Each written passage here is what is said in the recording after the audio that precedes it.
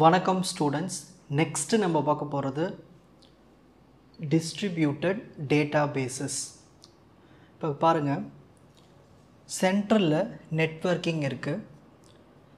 இது எது கூடலாம் கனெக்ட் ஆகிருக்குன்னா சைட் 1, சைட் 2, சைட் 3, சைட் 4 இது எல்லாமே கம்ப்யூட்டர்ஸ். ஸோ இந்த ஒவ்வொரு கம்ப்யூட்டர்ஸ்க்கும் ஒவ்வொரு டேட்டாபேஸ் கூட கனெக்ட் ஆகிருக்கு. ஓகேங்களா? சரி, இப்போது இந்த கம்ப்யூட்டர் என்ன பண்ணுதுன்னா இந்த டேட்டாபேஸை பயன்படுத்திக்குது. இதுக்கு ஏதாவது தேவைன்னா, இப்போ இந்த டேட்டாபேஸ் கிட்ட இல்லைன்னா இது என்ன பண்ணுன்னா இந்த நெட்வொர்க்கிங் வழியாக மற்ற டேட்டாபேஸ் கூட கனெக்ஷன் ஏற்படுத்திக்கிட்டு என்கிட்ட சில ஃபைல்ஸ் இல்லை, ஸோ நீங்கள் வந்து எனக்கு ஷேர் பண்ணுங்கன்னு, ஸோ அந்த குறிப்பிட்ட சைட்டுக்கு போயிட்டு அங்கே இருக்கிற டேட்டாபேஸ்க்கு இன்ஃபர்மேஷன் போய்டும். அங்கேருந்து அந்த டேட்டாபேஸ் என்ன, இப்போ ஃபார் எக்ஸாம்பிள் இப்போ இங்கே இருக்குன்னா இது என்ன பண்ணணும், இந்த சைட் 3 கிட்டேருந்து கொடுத்து நெட்வொர்க்கிங் வழியாக சைட் 1க்கு போகும். ஸோ இப்படி தான் வந்து டிஸ்ட்ரிபியூட்டட் டேட்டாபேஸ் வந்து ஒர்க் ஆகுது. ஓகேங்களா? ஸோ இதோட டெஃபினேஷன் பார்க்கலாம். The software that maintains and manages the working of distributed databases தான் டிஸ்ட்ரிபியூட்டட் டேட்டாபேஸ் மேனேஜ்மெண்ட் சிஸ்டம் சொல்கிறோம். ஸோ ஒரு டிஸ்ட்ரிபியூட்டட் டேட்டாபேஸை மெயின்டைன் பண்ணுறது, மேனேஜ் பண்ணுறது யார்? அதுதான் டிஸ்ட்ரிபியூட்டட் டேட்டாபேஸ் மேனேஜ்மெண்ட் சிஸ்டம் இந்த ப்ராசஸ்னு சொல்லுவோம். ஸோ இதில் நம்மளுக்கு 2 டைப்ஸ் இருக்குது. ஒன்று ஹோமோஜீனஸ் டேட்டாபேஸ், ஹோமோனாலே உங்களுக்கு தெரியுது same. Next heterogeneous database. Homogeneous டேட்டாபேஸ்னால் பாருங்கள், database system in which all sites have identical software running on them. So எல்லாத்துக்குமே சேம் சாஃப்ட்வேர் தான் ரன் ஆகும். இங்கே பாருங்கள், இதுதான் நெட்வொர்க்கிங். இது எல்லாமே site 1, side 2, side 3, side 4 4 computer connect ஆகிருக்கு. ஒவ்வொரு கம்ப்யூட்டர் என்ன பண்ணுது, ஒவ்வொரு டேட்டாபேஸை அக்சஸ் பண்ணிக்குது. ஆனால் இது எல்லாமே எப்படி யூஸ் பண்ணுது? MySQL டேட்டாபேஸ் தான் எல்லாத்துலேயும் இருக்குது பாருங்கள், அதான் ஹோமோஜீனஸ் டேட்டாபேஸ். ஸோ எல்லாத்துலேயும் சேம் சாஃப்ட்வேர் மாதிரி பயன்படுத்தினாங்கன்னா அது ஹோமோஜீனஸ் டேட்டாபேஸ். இப்போது ஹெட்ரோஜீனஸ் டேட்டாபேஸ்க்கு வரும். இதில் பார்த்துட்டிங்கன்னா நமக்கு ஒரு டேட்டாபேஸ் MySQL இருக்குது, இங்கே பார்த்தோன்னா MS Access இருக்குது, இங்கே Oracle டேட்டாபேஸ் இருக்குது, இங்கே DB2 டேட்டாபேஸ். இந்த மாதிரி ஒவ்வொரு சைட்டும் ஐடென்டிக்கலாக இல்லாமல் டிஃப்ரெண்ட் டேட்டாபேஸ் சாஃப்ட்வேர்ஸை பயன்படுத்துறது தான் ஹெட்ரோஜீனஸ் டேட்டாபேஸ்ன்னு சொல்லுவோம். ஓகேங்களா? So the database system in which different sites have different ஸ்கீமானா ஒன்றில் அந்த டேட்டாபேஸ் சாஃப்ட்வேர்ஸ் தான். ஓகேங்களா? Next architecture of distributed database. முதல்ல சென்ட்ரலில் இருக்கிறது தான் கம்யூனிகேஷன் நெட்வொர்க். இதில் எது கூட கனெக்ட் ஆகிருக்கு? சைட் 1, சைட் 2, சைட் 3, சைட் 4 கூட கனெக்ட் ஆகிருக்கு. ஓகேங்களா? ஸோ ஒவ்வொரு சைட்டுக்குமே ஒவ்வொரு டேட்டாபேஸ் கூட டைரக்ட் கனெக்ஷன் இருக்குது. இப்போது கம்யூனிகேஷன் நெட்வொர்க் மூலிமா இப்போது ஏதாவது ஒரு டேட்டாபேஸ்க்கு ஃபைல்ஸ் ஏதாவது தேவைன்னா அது இன்ஃபர்மேஷன் ஒரு ரெக்வஸ்ட் கொடுக்கும். ஓகேங்களா? ஸோ இது எல்லாருக்கும் போகும். யார்கிட்ட இருக்கோ அவங்க என்ன பண்ணுவாங்கன்னா ரெஸ்பான்ஸ் பண்ணுவாங்க. இந்த கம்யூனிகேஷன் நெட்வொர்க் மூலிமா திரும்ப அந்த சைட்டுக்கு அந்த ஃபைல் போய் சேரும். ஓகேங்களா? ஸோ இது ஷேரிங் மாதிரி. ஸோ இதுதான் டிஸ்ட்ரிபியூட்டட் டேட்டாபேஸ்க்கான architecture. Next, in this architecture local database is maintained by each site. மொத்தம் 4 சைட் நம்ம டயக்ராமில் பார்த்தோம். அந்த ஒவ்வொரு சைட்லேயும் ஒவ்வொரு டேட்டாபேஸ் இருக்கும். Each site is interconnected. இது எல்லாமே எது கூட கனெக்ட் ஆகிருக்கு? சென்டரில் இருக்கிற இந்த கம்யூனிகேஷன் நெட்வொர்க் கூட கனெக்ட் ஆகிருக்கு. சரி, இது எப்படி ஒர்க் ஆகுதுன்னு ஸ்டெப் பை ஸ்டெப்பாக பார்க்கலாம். when user makes a request for data at site 1, then it is first searched at the local database. நான் ஸ்டார்டிங் உங்களுக்கு விஷயம் சொன்னேன் இல்லையா, அதுதான் இப்போ ஸ்டெப் பை ஸ்டெப்பாக வரப்போகுது. இப்போ யூசர் 1 என்ன பண்ணுறாருன்னா அவருக்கு ஒரு டேட்டா வந்து ரெக்வஸ்ட் பண்ணுறாங்க. முதல்ல என்ன பண்ணுன்னா அந்த கம்ப்யூட்டருக்குன்னு ஒரு டேட்டாபேஸ் யூஸ் பண்ணது இல்லையா, லிங்க் ஆகிருக்கு இல்லையா, அதில் முதல்ல இருக்கா இல்லைன்னு செக் பண்ணணும். அதுதான் first step. If the data is not present in the local டேட்டாபேஸில் அது கேட்ட டேட்டா இல்லைன்னா ரெக்வஸ்ட்டு போகும். Then the request for that data is passed to all other site. மொத்தம் பேலன்ஸ் 3 சைட் இருக்கு இல்லையா, சைட் 2, சைட் 3, சைட் 4. அது வந்து கம்யூனிகேஷன் நெட்வொர்க் மூலிமா கனெக்ஷன் ஏற்படுத்திக்கிட்டு ரெக்வஸ்ட் அனுப்பும். ஸோ ஒவ்வொரு சைட்டும் என்ன பண்ணணும்னா அந்த சைட் 1 சொன்ன டேட்டா இருக்கா இல்லையான்னு செக் பண்ணணும் அவங்களுடைய லோக்கல் டேட்டா பேஸில். அப்படி இருந்துச்சுன்னா, அதாவது ஒரு பர்டிகுலர் சைட்டில் அவன் அந்த சைட் 1 கிட்ட அந்த டேட்டா இருந்துச்சுன்னா இது என்ன பண்ணணும்னா கம்யூனிகேஷன் நெட்வொர்க் இடையில் இருக்கு இல்லையா, அது மூலிமா அந்த சைட் 1க்கு அந்த டேட்டாவை அனுப்பி வைக்கப்படும். இதுக்கு தான் நம்ம இந்த டிஸ்ட்ரிபியூட்டட் டேட்டா பேஸ் சிஸ்டத்தை பயன்படுத்துகிறோம். ஒரே ஒரு டேட்டா பேஸை நம்ம காமனாக பயன்படுத்தோம்னா ஒன்று ஃபெயிலியர் ஆகிட்டா கூட என்ன பண்ணோம், மொத்தமாக சிஸ்டம் காலி, டேட்டா பேஸ் காலி. இதுமாரி பிரிஞ்சு இருக்கும்பொழுது ஒரு டிஸ்ட்ரிபியூட்டடாக இருக்கும்போது ஒன்று பிரச்சனை கூட மற்ற 3 பேர் இருக்கிறாங்க இல்லையா பார்த்துக்கறாங்க. அந்த மாதிரி data storage in distributed database. So first இதில் பார்க்க போகிறது டேட்டா ரெப்ளிகேஷன், டேட்டா ஃப்ராக்மெண்டேஷன். எப்படி வந்து இந்த டிஸ்ட்ரிபியூட்டட் சிஸ்டத்தில் டேட்டாஸ்லாம் ஸ்டோர் பண்ணி வைக்கிறோம். அதில் நம்மளுக்கு 2 டைப்ஸ் இருக்குது. ஒன் பை ஒன்னாக பார்க்கலாம். First one data replication. உங்களுக்கு அந்த வேர்டில் மீனிங் புரியுதா பாருங்கள். ரெப்ளிகேஷன் நான் அது காப்பி பண்ணுறது. Storing a copy of relation fragments in 2 or more site. இப்போது சைட் 1, சைட் 2, சைட் 3 எல்லா சைட்ஸ்லையுமே நம்ம ஃப்ராக்மெண்ட்ஸ்லாம் எழுதி வச்சுருப்போம். யூஸ் பண்ணுவோம் இல்லையா ஃப்ராக்மெண்ட்ஸு, டேட்டா பேஸஸில் எஸ்கியூஎல் ஃப்ராக்மெண்ட்ஸை வச்சுப்போம். அந்த ரிலேஷன்ஸ் எல்லாமே காப்பி வந்து நம்ம எல்லா சைட்லேயும் வச்சுருந்தோம்னா எதனா ஒரு சைட் ஃபால்ட் ஆனாலும் மற்ற 2 சைட் மூலிமா நம்ம அந்த டேட்டாவை யூஸ் பண்ணிக்கலாம். ஸோ டேட்டா ரெப்ளிகேஷனில் நம்மளுக்கு 2 டைப் இருக்குது. இதுலேயே ஃபுல் ரெப்ளிகேஷன், பார்ஷியல் ரெப்ளிகேஷன். மொத்தமாக காப்பி பண்ணுறது, பாதி காப்பி பண்ணுறது பார்ஷியலாக. ஃபுல் ரெப்ளிகேஷன் அதாவது ஒட்டுமொத்த ரிலேஷனையும் நம்ம என்ன பண்ணுவோம்னா எல்லா சைட்டுக்கும் ஸ்டோர் பண்ணி வச்சிரும். இப்போது டிஸ்ட்ரிபியூட்டட் சிஸ்டத்தில் டேட்டா பேஸ் சிஸ்டத்தில் ஒரு 10 சைட்டு, ஒரு 10 கம்ப்யூட்டர் கூடவும் நம்ம லிங்க் வச்சுக்கோம். அதாவது அந்த 10 கம்ப்யூட்டர்கிட்டையும் ஒவ்வொரு டேட்டா பேஸ் இருக்குல்லையும் அந்த எல்லா டேட்டா பேஸஸ்லேயும் அந்த ரிலேஷன் ஸ்டோர் பண்ணி வச்சிரும். இது ஃபுல் ரெப்ளிகேஷன். பார்ஷியல் ரெப்ளிகேஷன்னா ஒரு தேவைக்கு ஏற்ப இப்போ 4 சைட் இருக்குன்னா அதில் 2 சைட்டில் மட்டும் ஸ்டோர் பண்ணி வைக்கிறது, மிச்சம் 2 சைட்டில் ஸ்டோர் பண்ணி வைக்கிறது கிடையாது. So only some fragments of relation are replicated on the site இப்படியும் சொல்லலாம். ஸோ ஃப்ராக்மெண்ட்ஸில் குறிப்பிட்ட ஃப்ராக்மெண்ட்ஸ், தேவைக்கு ஏற்ப ஃப்ராக்மெண்ட்ஸை மட்டும் நம்ம டேட்டா ரெப்ளிகேஷன் பண்ணலாம் ஒரு குறிப்பிட்ட சைட்டு. Next data fragmentation. ரெப்ளிகேஷனாக காப்பி பண்ணுறது, ஃப்ராக்மெண்டேஷன் என்னது கட்டிங் மாதிரி. ஓகேங்களா. A division of relation or ஏதோ ஒரு ரிலேஷன் இருக்குது, அதை நம்ம குட்டி ஃப்ராக்மெண்ட்ஸாக பிரிச்சிடும். ஸோ ஒரு பிக் ரிலேஷன் அந்த ஃப்ராக்மெண்ட்டாக பிரிச்சிடும். R1, R2, R3, Rn which contain sufficient information to reconstruct relation or பிரித்தாலும் திரும்பவும் அதால் ஒன்று சேர முடியும். அதான் டேட்டா ஃப்ராக்மெண்டேஷன். இதில் ஹாரிசான்டல் ஃப்ராக்மெண்டேஷன் இருக்குது, வெர்டிக்கல் ஃப்ராக்மெண்டேஷன் இருக்குது. ஸோ இதையும் ஒன் பை ஒன்னாக பார்க்கலாம்.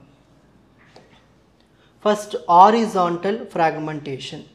If a relation R is fragmented in relation 1 and relation 2 fragments, then to bring this fragment back to R, use union operation. இப்போ ஏதாவது ஒரு relation இருக்குப்பா, அதை நீங்கள் பிரிச்சிட்டிங்க, ஃப்ராக்மெண்ட் பண்ணிட்டீங்க, R1 R2 கிடச்சிச்சு. திரும்ப எனக்கு அந்த ரிலேஷன் கிடைக்கணும்னா இந்த யூனியன் ஆப்ரேஷனை பயன்படுத்தணும்னு சொல்கிறாங்க. இதுதான் horizontal fragmentation. Next vertical fragmentation. If the relation R is fragmented into R1 and R2, so vertical fragmentation technique பயன்படுத்தி நம்ம அந்த ரிலேஷனை 2ஆக பிரிச்சிட்டோம்னா திரும்ப அதை ஜாயின் பண்ணுறதுக்கு, அதை ஒன்று சேர்க்கறதுக்கு இந்த ஜாயின் ஆப்ரேஷனை நம்ம பயன்படுத்தணும். அப்போ தான் திரும்ப நம்மளுக்கு ஒரிஜினல் ஆர் கிடைக்கும், அந்த ரிலேஷன் கிடைக்கும். நெக்ஸ்ட் இதுக்கு ஒரு எக்ஸாம்பிள் பார்க்கலாம். Consider the following example relation R. ஒரு ரிலேஷன் எடுத்துப்போம், அதில் நம்மளுக்கு ஸ்டூடெண்ட்டுக்குள்ளே ரோல் நம்பர், மார்க்ஸ், சிட்டி எல்லாமே இருக்குது. அப்புறம் ரோல் நம்பர் கொடுத்தாச்சு, மார்க்ஸ் கொடுத்தாச்சு, சிட்டி கொடுத்தாச்சு. சரி, ஹாரிசான்டல் ஃப்ராக்மெண்டேஷன் பாருங்கள். செலக்ட் ஸ்டார்னா ஒட்டுமொத்த டேபிளும் செலக்ட் ஆகும் from student table name, where marks யார்தெல்லாம் கிரேட்டர் தென் 50ஓ, அப்புறம் சிட்டி பேர் பூனே, ஸோ அந்த டேட்டாஸை மட்டும் நம்மளுக்கு கொண்டு வந்து கொடுக்கும். அப்போது 50 பூனே, பூனே இங்கே இருக்குங்களா, ஸோ சிட்டி, ஓகேங்களா. ஸோ இதை வச்சு நம்மளுக்கு என்ன வருது, டேட்டாவை கொண்டு வருது. ஸோ greater than 50 மார்க் இருக்குங்களா. ஸோ greater than 50 யார் இதில், 50 எல்லாருமே greater than 50 தான். அதில் சிட்டி பார்க்கும் பூனே. ஸோ அந்த டேட்டாஸை மட்டும் கொண்டு வரது தான் ஹாரிசான்டல் ஃப்ராக்மெண்டேஷன். ஓகேங்களா. Next vertical fragmentation. Select star from roll number. இதில் பாருங்கள், இந்த ரோல் நம்பர் எங்கே இருக்குது, இந்த இடத்துல இருக்குது. அப்போ இதை மட்டும் நம்மளுக்கு கொடுக்கறது தான் வெர்டிக்கல் ஃப்ராக்மெண்டேஷன். இப்போ புரிஞ்சிட்ருக்கும் ஹாரிசான்டல்னா என்ன, வெர்டிக்கல்னா என்னன்னு. நெக்ஸ்ட், ஒரு டிஸ்ட்ரிபியூட்டட் டேட்டாபேஸில் டிரான்சாக்ஷன்ஸ் ப்ராசஸிங் பற்றி தான் நம்ம பார்க்க போகிறோம். ஓகேங்களா. ஒரு சைட்டில் டிரான்சாக்ஷன் ஸ்டார்ட் ஆகும். அதில் ஸ்டார்ட் ஆகிடுச்சுன்னா மற்ற சைட் என்ன பண்ணலான்னா அந்த டேட்டாவை அக்சஸ் பண்ணிக்க முடியும். இப்போ சைட் 1ல் ஒரு டிரான்சாக்ஷன் பண்ணுறாங்கன்னா அந்த டிரான்சாக்ஷன் பண்ண டீட்டெயில்ஸ் எல்லாருமே மற்ற சைட்டுக்கு தெரியும். இதுதான் இங்கே விஷயமே. அங்கே டேட்டாவும் நம்ம ஈஸியாக அக்சஸ் பண்ணிக்கலாம். Transaction initiated at one site can access or update data at other site. ஓகேங்களா. ஒரு இடத்துல அக்சஸ் பண்ணலாம், இன்னொரு இடத்துல அப்டேட் எல்லாத்தையும் பண்ணிக்கலாம். இப்போ பாருங்கள், சைட் S1, ஓகேங்களா, இதுதான் கோஆர்டினேட்டிங் சைட்டுன்னு சொல்லுவோம். Next side S2, side S3, இது எல்லாமே பார்ட்டிசிபேட்டிங் சைட்டுன்னு சொல்லுவோம். அதுக்கு உள்ளே இருக்கிறது எல்லாமே டிரான்சாக்ஷன்ஸ். ஓகேங்களா. ஸோ ஃபஸ்ட் இங்கே ஒரு டிரான்சாக்ஷன் T1 இருக்குது. இது என்ன பண்ணுதுன்னா சைட் 2க்கு போகுது இங்கே இருக்கிற டேட்டாஸை அக்சஸ் பண்ணுறதுக்கு. அப்புறம் இந்த பக்கம் ஒரு சைட் இருக்குது, அந்த சைட்டில் ஒரு டிரான்சாக்ஷன் இருக்குது. ஸோ இது ரெண்டு பக்கமும் கனெக்ஷன் இருக்குது. ஸோ இது வந்து என்ன பண்ணோம்னா ஷேர் பண்ணும். ஓகேங்களா. ஸோ டிரான்சாக்ஷன்ஸை ஷேர் பண்ணும். அப்போ என்ன பண்ணலாம், இந்த சைட் S2 இந்த சைட் S3 என்ன பண்ணலாம், ஒரே இதுக்குள்ளே தான் இருக்காங்க, ஒரே சிஸ்டத்துக்குள்ளே தான் இருக்காங்க. ஸோ ஈஸியாக இந்த சைட் 1ல் இருக்கிறது எல்லாத்தையும் அக்சஸ் பண்ண முடியும். ஓகேங்களா. இப்போது இந்த இதுக்கிட்ட இல்லைன்னா இதுக்கிட்ட வாங்கிக்கலாம் அந்த மாதிரி. ஓகேங்களா. So computer 1, computer N, so இப்படி தான் கனெக்ஷன்ஸ் ஏற்படுத்தியிருப்பாங்க. ஓகேங்களா. ஸோ இதுதான் transaction controller, transaction manager. So ஒவ்வொரு கம்ப்யூட்டருக்கும் கண்ட்ரோலர் இருக்கும், மேனேஜர் இருக்கும். அந்தமாதிரி நிறைய கம்ப்யூட்டர்ஸ் வந்து அந்த நெட்வொர்க்கில், அந்த டிஸ்ட்ரிபியூட்டட் நெட்வொர்க்கில் கனெக்ட் ஆகிருக்கும். ஓகேங்களா. ஸோ ஒவ்வொரு சைட்டுக்கும் டிரான்சாக்ஷன்ஸ் ஏற்படும். இது எல்லாமே இந்த ஆர்கிடெக்சரில் தான் நடக்குது. எல்லாமே டிரான்சாக்ஷன்ஸ், அதை அக்சஸ் பண்ணுற மாதிரி, அப்டேட் பண்ணுற மாதிரி. ஸோ டிரான்சாக்ஷன் மேனேஜர், டிரான்சாக்ஷன் கண்ட்ரோலர்னு ரெண்டு பேர் சொன்னோம் இல்லையா. இந்த டிரான்சாக்ஷன் மேனேஜர் என்ன பண்ணுவார்னா எல்லா டிரான்சாக்ஷன்ஸையும், அதாவது எக்ஸிக்யூட் ஆகிற டிரான்சாக்ஷன்ஸ் எல்லாத்தையும் மேனேஜ் பண்ணுறது தான். ஓகேங்களா. ஸோ ஒரு லோக்கல் சைட்டில் டேட்டா எல்லாமே ஸ்டோர் ஆகிருக்கும். அந்த ஸ்டோர் ஆகிருக்கிற டேட்டாவை அக்சஸ் பண்ணுவோம். ஓகேங்களா. It manage the execution of those transaction that access data stored in a local site. Next, transaction coordinator. It coordinates the execution of the various transactions initiated at that site. இப்போது ஒவ்வொரு சைட்லேயும் நம்மளுக்கு transactions, இப்போ 4 side இருக்குன்னா first சைட்டில் ஒரு transaction ஏற்பட்டிருக்கும், ரெண்டாவது சைட்டில் ஒரு டிரான்சாக்ஷன், மூணாவதில் ஒரு டிரான்சாக்ஷன். இது எல்லாத்தையும் ஒருங்கிணைக்கிறது யாருன்னா இந்த கோஆர்டினேட்டர் தான். ஓகேங்களா. ஃபெயிலியர் மோட்ஸ், இப்போது சைட் ஃபெயிலியர் ஆகிறது, மெசேஜ் லாஸ் ஆகிறது, கம்யூனிகேஷன் லிங்க் ஏதாவது பிரச்சனை வருது, நெட்வொர்க்கில் அந்த பார்ட்டிஷன் பிரிவினை, ஒரு டிஸ்ட்ரிபியூட்டட் டேட்டாபேஸில் இது எல்லாமே ஒரு ஃபெயிலியர் மோடாக இருக்குது. The system uses TCP to handle such error. இந்த மாதிரி எரர் ஏதாவது வந்துச்சுன்னா TCP ப்ரோட்டோக்காலை பயன்படுத்தி இந்த எரர் எல்லாத்தையும் அதை ஹேண்டில் பண்ணிக்கும். 2 phase commit ப்ரோட்டோக்கால், இதில் ஃபஸ்ட்டு ஒன் ஃபேஸ், இதில் ஃபஸ்ட்டு ஃபேஸ் பார்த்துட்டிங்கன்னா prepare voting face.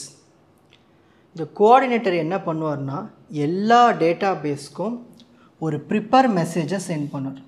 Cents a prepare message to all database. ஒவ்வொரு பார்ட்டிசிபெண்ட் என்ன பண்ணுவாங்கன்னா check if it can commit the transaction. So டிரான்சாக்ஷனை முடிச்சதா இல்லைன்னு செக் பண்ணும். முடிச்சதுன்னா அது எல்லாத்தையும் நம்ம லாகில் எழுதி வச்சுக்கோம். அதாவது லாக்னது ஒரு புக்கு மாதிரி, அதுக்கு கம்ப்யூட்டருக்கு ஒரு புக்கு மாதிரி இருக்கும். and reply with vote commit. ஓகேங்களா? ஸோ ஒவ்வொரு டிரான்சாக்ஷன் முடிச்சதுக்கு அப்புறமா அதுக்கான ப்ரியாரிட்டி இருக்கும், அதுக்கேற்ற மாதிரி நம்மளுக்கு சொல்லிக்கிட்டே வரும். If not replies with vote abort. அப்போது அந்த டிரான்சாக்ஷன் முடிவடையலைன்னா ஓட்டிங்க்கு வராது, ப்ரியாரிட்டிக்கு வந்து நிற்காது, ஸோ அபார்ட் ஆகிடும். ஸோ இப்படி தான் வந்து first phase prepare and voting phase. Second phase commit and decision phase. So இந்த ஃபேஸில் நம்ம என்ன பண்ணோம்னா, if all participant replied with vote commit. இப்போ 4 சைட் இருக்காங்கன்னா 4 பேரும் vote commitக்கு ரிப்ளை பண்ணுறாங்கன்னா இந்த கோஆர்டினேட்டர் என்ன பண்ணுவார்னா குளோபல் கமிட் பண்ணுவார். அப்போ என்ன பண்ணலாம், எல்லாருமே அந்த டிரான்சாக்ஷன்ஸை கம்ப்ளீட் பண்ணிடலாம். ஸோ அந்த டிஸ்ட்ரிபியூட்டர் சிஸ்டத்தில் இருக்கிற எல்லா பார்ட்டிசிபெண்ட்டும் அந்த டிரான்சாக்ஷனை க்ளோஸ் பண்ணி வச்சிடலாம். இதுதான் நடக்கிறது. ஸோ கமிட் பண்ணதுக்கு அப்புறம் அதான் டிசிஷன் எடுக்கிறது மாதிரி. If any participant replied with vote abort. அப்போ vote abortனாங்க என்ன நடக்குது, டிரான்சாக்ஷன் முடியலன்னு அர்த்தம். இப்போ முடியல என்ன பண்ணுவார், கோஆர்டினேட்டர் மொத்தமாக குளோபல் அபார்ட் பண்ணிவிடுவார். ஸோ எல்லா டிரான்சாக்ஷன்ஸுமே வந்து அபார்ட் ஆகிடும். ஓகேங்களா? இதுதான் இந்த இடத்துல நடக்கிறது. Next 3 phase commit protocol. இது phase 1 பாருங்கள். First voting. கோஆர்டினேட்டர் கேட்பார், நீங்கள் முடிச்சிட்டிங்களா? அதுக்கு பார்ட்டிசிபெண்ட் ரிப்ளை பண்ணுவாங்க எஸ் ஆர் நோ மாதிரி. ஓகேங்களா? அது வந்து ரெக்வஸ்ட் ரெஸ்பாண்ட் அந்த மாதிரி ஃபார்மேட்டில் இருக்கும். Pre commit, ready to commit. அதாவது இஃப் ஆல் சே எஸ், எல்லாருமே ஓகேன்னு சொல்லிட்டாங்கன்னா கோஆர்டினேட்டர் என்ன பண்ணுவார், ப்ரிப்பேர் டு கமிட், டிரான்சாக்ஷன்ஸை க்ளோஸ் பண்ணிவிடுங்க, முடிச்சிருங்க அப்படின்னு சொல்கிறது. Participant lock resources and send acknowledgement. So அவங்கக்கிட்ட இருக்கிற ரிசோர்ஸஸ் எல்லாத்தையும் ஸ்டோர் பண்ணி வச்சுக்கிட்டு திரும்ப அந்த ரெஸ்பான்ஸ் கொடுக்குது, அதுதான் அக்னாலஜ்மெண்ட்டுன்னு சொல்லுவோம், ஏசிகே. நெக்ஸ்ட் டூ கமிட், அதாவது final commit after all acknowledgements. So எல்லா சைட்லேயும் அக்னாலஜ்மெண்ட் வரும், டிரான்சாக்ஷன்ஸ்லாம் முடிஞ்சு போச்சு. அப்படி வந்துச்சுன்னா கோஆர்டினேட்டர் என்ன பண்ணுவார்னா கமிட் நவ், மொத்த பார்ட்டிசிபெண்ட்டும் கமிட் ஆகிடுவாங்க, அவ்வளோதான், முடிஞ்சு போச்சு, கம்ப்ளீட். ஸோ இப்படி தான் டிரான்சாக்ஷன்ஸ் மூவ் ஆகுது. Next query processing and optimization in distributed database. So முதல்ல query mapping, localization, global query optimization, local query optimization, இந்த மாதிரி நமக்கு 4 ஸ்டேஜஸ் இருக்குது. ஸோ 1 by 1 பார்க்கலாம். இது ஸ்டேஜஸும் சொல்லலாம், பாயிண்ட்ஸு காம்போனன்ட்ஸ் கூட சொல்லலாம். சரி, first query mapping. Translating the high level user query into a form that the system can execute. அப்போது இந்த query mappingல பெரிய பெரிய queries இருக்குல்ல, இது எல்லாமே என்ன ஆகும், ஒரு குறிப்பிட்ட ஃபார்முக்கு வரும் இந்த சிஸ்டம் எக்ஸிக்யூட் பண்ணுறதுக்கு. ஸோ SQL எல்லாமே என்ன ஆகும்னா ஒரு ரிலேஷனல் அல்ஜிப்ராவும் வரும். இப்போ நம்ம query ஸ்டேட்மெண்ட்ஸ் கொடுக்குறோம், அது எல்லாமே ஒரு டேபிள் ஃபார்மேட்டுக்கு மாறுது இல்லையா, அதுதான். In distributed database it also include mapping global schema names to the local schema names. So SQL டேட்டாபேஸில் இருக்கிற அந்த ஃபீல்டு எல்லாமே இங்கே வந்து லோக்கல் ஸ்கீமாவில் பயன்படுத்துவோம். ஸோ அதுமாரி மேப் ஆகிடும். ஓகேங்களா? அதுதான் query mapping. Next localisation. இப்போது குளோபல் கொரியை நம்ம லோக்கல் கொரியாக மாற்றுவோம். ஓகேங்களா? ஒவ்வொரு டேட்டா பேஸ் சைட்லேயும் போயிட்டு it involve knowing where data is stored. இந்த மாதிரி மாற்றும் போது நமக்கு தேவையான டேட்டா எந்த சைட்டில் இருக்குதுன்னு தெரிஞ்சிடும். அப்படி லோக்கல் கொரியா மாற்றினா தான் தெரியும். குளோபலாக மாற்றினா எல்லாருக்குமே தெரிஞ்சிடும், எங்கே இருக்குதுன்னு தெரியாதுல யார்கிட்ட இருக்குன்னு. அதுக்காக ஆல்சோ கால்டு கொரி ஃப்ராக்மெண்டேஷன். ஸோ கொரிஸை வந்து குளோபலாக இருக்கிறது, எல்லாம் டிஸ்ட்ரிபியூட்டடாக இருக்கிறத தனித்தனியாக பிரித்து கொடுத்துட்டோம்னா யார்கிட்ட இருக்கோ ஈஸியாக நம்ம அக்சஸ் பண்ணிக்கலாம். Global query optimization. ஸோ ஒரு பெஸ்ட் டிஸ்ட்ரிபியூட்டட் கொரியை சூஸ் பண்ணணும், எக்ஸிக்யூஷன் பாத் பிளான். ஓகேங்களா? Choosing the best distributed query execution பாத்துன்னு சொல்லலாம், பிளானும் சொல்லலாம். By optimizing across all site. அதாவது ஒரு பிளான் வந்து க்ரியேட் பண்ணணும். அப்படி க்ரியேட் பண்ணோம்னா எல்லா சைட்டில் இருக்கிற டேட்டா பேஸஸை நம்ம ஈஸியாக அக்சஸ் பண்ண முடியும். அது மட்டும் இல்லாமல் அந்த கொரியை ஈஸியாக ஆப்டிமைஸ் பண்ண முடியும், ஈஸியாக அந்த டேபிள்ஸ்க்கு ஏற்ற மாதிரி மாற்றிடலாம். The goal is to minimize total response time or cost. So query மேப்பிங்கை நம்ம எந்த அளவுக்கு நம்ம ரெடியூஸ் பண்ணுறோமோ, அதாவது ஆப்டிமைஸ் பண்ணுறோமோ, அந்த அளவுக்கு நம்மளுக்கு டக்குன்னு அந்த டேட்டா பேஸில் இருக்கிறது நம்மளுக்கு கிடைக்கும். அதான் ரெக்வஸ்ட் கொடுத்து ரெஸ்பான்ஸ் அந்த அக்னாலஜ்மெண்ட்ஸோட நம்மளுக்கு பர்ஃபெக்ஷன் அதிகமாக இருக்கும், டைமும் குறையும். ஸோ இவ்வளவு தான் டிஸ்ட்ரிபியூட்டட் டேட்டா பேஸில் இருக்கிற விஷயங்கள். இப்போது ஸ்க்ரீன்ஷாட் டைம். டிஸ்ட்ரிபியூட்டட் டேட்டா பேஸஸ்க்கான diagram, definition, types of distributed database, homogeneous database, heterogeneous database, architecture of distributed database. So இந்த architecture என்ன இருக்குது, அதோட working, continuation, data storage in distributed databases, data replication, அதோட continuation, data fragmentation,